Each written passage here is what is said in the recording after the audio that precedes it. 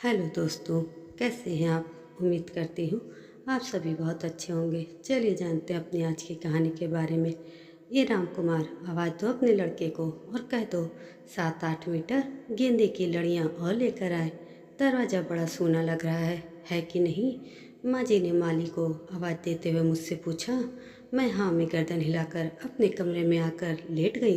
कितने उत्साह से पूरा परिवार लगा हुआ है देवरानी की गोद भराई की तैयारी में। मेरा मन डूबने लगा। यह दिन मेरे जीवन में तो आया ही नहीं। क्या कर रही हो यहाँ कमरे में अकेले। चलो तुम्हें रीना कब से आवाज़ दे रही है। समीर आकर मेरे सिरहाने खड़े हो गए थे। मैं उनका हाथ पकड़कर अचानक रो पड़ी। तुमसे किसी ने कुछ कहा है क्या।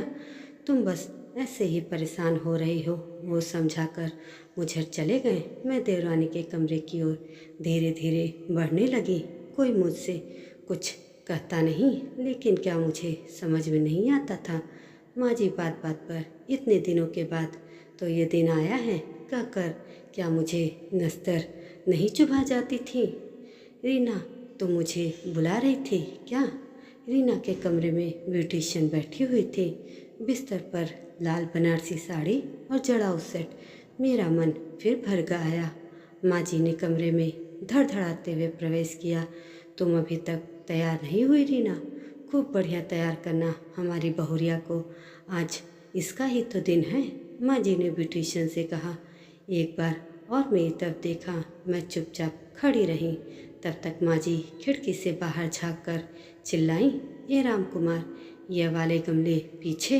हाँ हाँ, ये सारे और वो फूल वाले पौधे आगे। अकल तो लगाओ थोड़ी। फूल वाले पौधे पीछे धर दिए। रीना मेरी ओर देखती रही। मैं चुपचाप से उसकी चूड़ियों का सेट तैयार कर रही थी। वह पेट पर हाथ लगाकर धीरे से खड़ी हो गई और उसने ब्यूटिशियन से कहा, आप पहले मेरी जेठानी को तैयार कर दीजिए। माँ जी रीना के कमरे से बाहर जाते हुए ठिठक गईं।